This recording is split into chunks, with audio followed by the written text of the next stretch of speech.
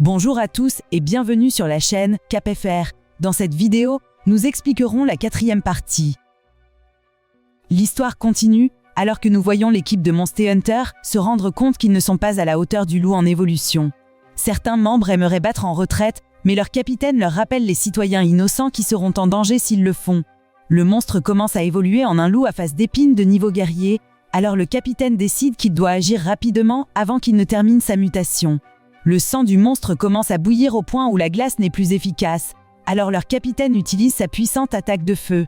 Ils poussent tout un soupir de soulagement lorsque le monstre arrête de bouger, mais doivent rapidement se défendre lorsque le loup attaque à nouveau. Le bouclier d'eau de Sayaki le ralentit un instant, mais Fonmo se rend compte que cela ne durera pas et la transporte en lieu sûr. La magie du feu de niveau 3 du capitaine semble être moins efficace qu'auparavant, et les efforts de Sayaki pour protéger le capitaine échouent.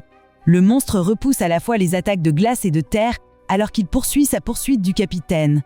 Alors que tout le monde commence à craindre pour la vie du capitaine, Fonmo intervient pour enfin révéler sa magie éclair de niveau 2.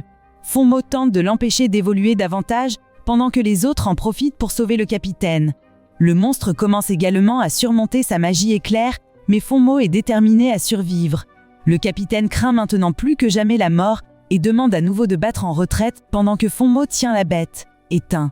Le capitaine n'arrive pas à croire qu'ils sont lâches et explique que leur vie ne signifie rien comparé aux centaines de milliers de personnes qui mourront s'ils fuient. Ils n'arrivent pas à croire qu'ils s'appellent eux-mêmes des chasseurs de monstres et louent Fonmo pour sa bravoure. Le discours du capitaine et la bravoure de Fonmo inspirent les autres à faire le sacrifice ultime.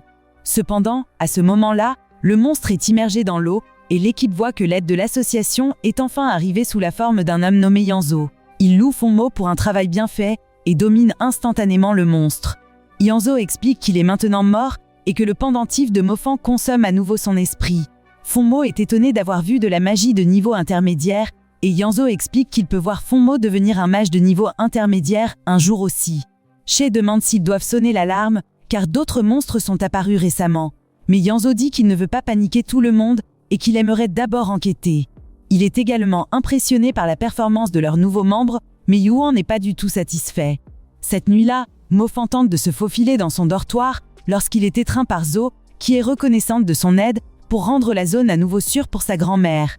Plus tard, il remarque que son pendentif se comporte différemment depuis qu'il a mangé l'esprit du loup et voit qu'il a finalement évolué au niveau de l'esprit, ce qui signifie qu'il progressera beaucoup plus rapidement. Il est maintenant plus confiant que jamais qu'il pourra atteindre le niveau 3 de son talent de feu avant de combattre l'arrogant Yuan. Le lendemain, Mofan donne de l'argent à sa sœur et explique qu'elle peut acheter ce qu'elle veut avec.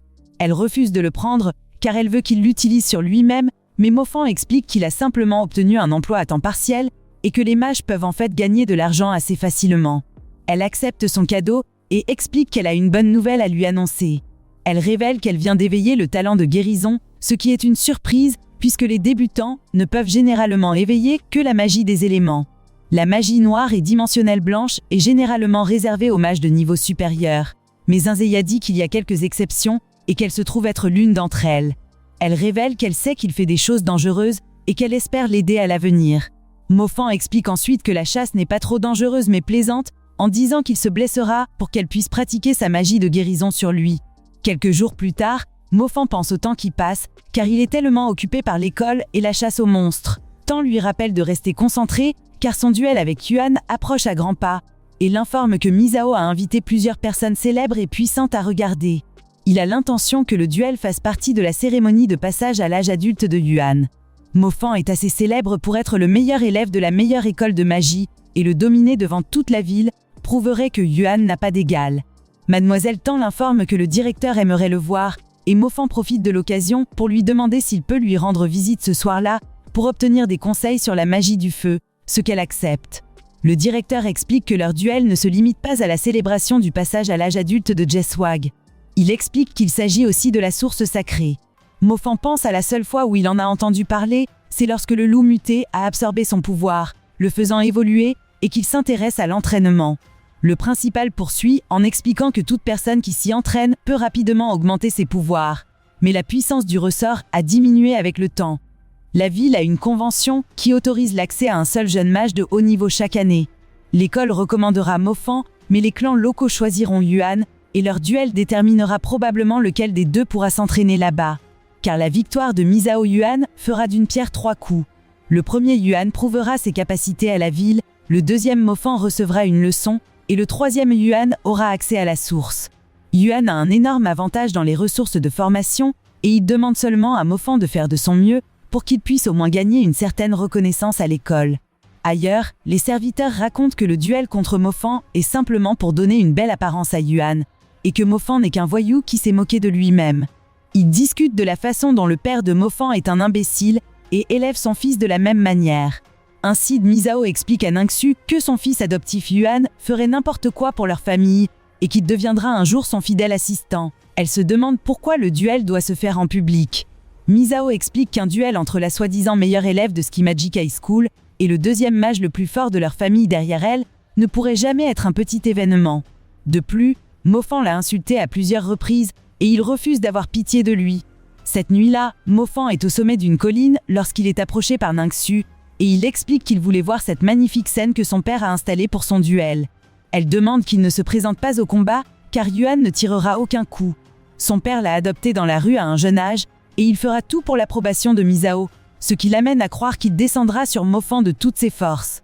Elle prévient que Yuan le battra si fort qu'il ne pourra pas passer son examen final qui aura lieu dans moins d'un mois. Il refuse de courir. Il explique que son père a toujours fait tout ce qu'il pouvait pour l'aider, lui et sa sœur, toute leur vie sans se plaindre. Il souligne que même si Misao est une personne terrible qui ne respecte pas ses décisions, Ningxu ne le déteste pas, donc un père incroyable comme le sien mérite tout le respect qu'il peut donner. Mofan avait vu son père mendier, l'avait vu se moquer, insulter et humilier les autres, mais a maintenant la chance de prouver à tout le monde que son père n'est pas un imbécile. Le jour du grand événement, She salue les autres membres des Monster Hunter lorsque Mofan arrive pour dire bonjour. She est très impoli en affirmant que Yuan le détruira, et Mofan se souvient qu'ils ne le reconnaissent pas sans son déguisement. Mofan se bourre le visage de nourriture lorsque le chef le salue et s'étonne de voir qu'il a un tel appétit avant un combat. Il demande à nouveau s'il aimerait rejoindre son armée, mais Mofan refuse car il n'a aucun intérêt à vivre dans les montagnes. Ses camarades de classe arrivent et expliquent qu'ils sont là pour l'encourager, mais qu'ils sont fatigués depuis que Misao a invité son père en leur faisant croire qu'il complote quelque chose. Mofan lui assure cependant que son père n'est là que pour le regarder gagner. Misao donnerait ensuite un discours sur l'avenir radieux de la ville et le duel qu'il a mis en place pour le démontrer. Plus tard, Mofan et Yuan entrent dans l'arène. Monsieur Chan souligne que Yuan porte au moins 3 engrenages magiques, lui donnant un énorme avantage. Misao prononce un autre discours, mais préfère simplement permettre à Yuan de démontrer les résultats de ses années de pratique. Zhu n'arrive pas à croire que Misao n'ait même pas mentionné le nom de Mofan, et B souligne que c'est parce qu'il est simplement là pour complimenter Yuan. Les deux duellistes se serrent la main, et Yuan explique que Mofan sera alité pendant au moins 3 mois après le passage à tabac, mais Mofan reste confiant. Le duel commence, et Mofan contrecarre immédiatement la magie de glace de niveau 2 de Yuan avec une simple rafale de feu. Cependant, ses contre-attaques sont facilement esquivées et il ne comprend pas pourquoi. Il essaie encore quelques fois et il devient évident pour les professeurs qu'il porte des chaussures magiques qui permettent aux mages de se déplacer beaucoup plus rapidement.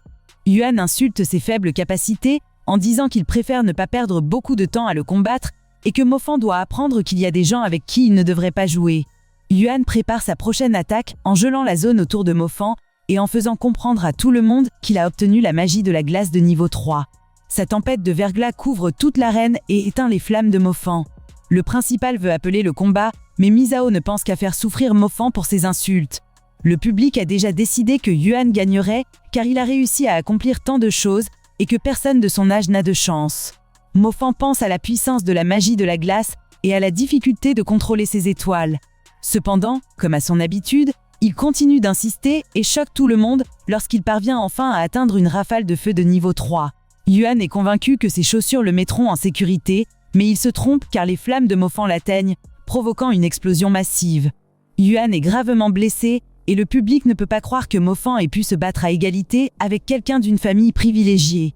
Yuan n'a pas fini cependant, il rit de la façon dont un perdant comme Mofan a pu atteindre le niveau 3 et révèle son armure magique intégrale. Les instructeurs ne peuvent s'empêcher de souligner à quel point le match est injuste lorsque Yuan utilise plusieurs objets magiques et reconnaissent que Mofan aurait gagné dans des circonstances normales. Misao explique qu'il n'empêcherait pas Mofan d'utiliser une armure magique et que ce n'est pas de sa faute s'il n'en a pas. L'instructeur en chef plaide pour que Mofan arrête de se battre car l'armure est ignifuge et Mofan a déjà prouvé ses capacités extraordinaires à tout le monde. Yuan dit qu'il devrait l'écouter et démissionner.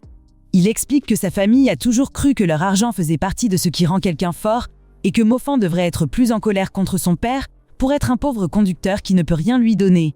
Mofan se souvient des sacrifices que son père a faits pour qu'il entre à l'école de magie et des encouragements constants qu'il a prodigués. Il explique que son père lui a en fait tout donné et décide de montrer à Yuan ce qu'est le vrai pouvoir. Mofan est incrédule alors que Mofan révèle enfin son talent foudroyant. Ils ne comprennent pas comment il peut avoir 2 talents sans même être encore un mage de niveau intermédiaire et les Monster Hunters se rendent compte que Mofan et Fan Mo sont la même personne. Yuan est plus abasourdi que quiconque et Mofan explique qu'il a également débloqué sa magie éclair de niveau 3. Pendant qu'il l'utilise, Madame Tan explique que la magie de la foudre est capable de pénétrer l'armure et Misao regarde avec désespoir alors que Yuan essaie désespérément de ne pas être consommé par elle. Un peu plus tard cependant, la bataille se termine et tout le monde ne peut pas comprendre à quel point il est étonnant que Mofan ait 2 talents. Avoir les 2 talents les plus rares est assez incroyable, mais le fait qu'il ait atteint le niveau 3 des 2 témoigne de sa détermination. Yuan peut à peine bouger et Mofan revendique sa victoire avec confiance. Merci d'avoir regardé la partie 4. Si cette vidéo obtient 350 likes, je saurai que vous voulez toujours continuer la série et je ferai une partie 5.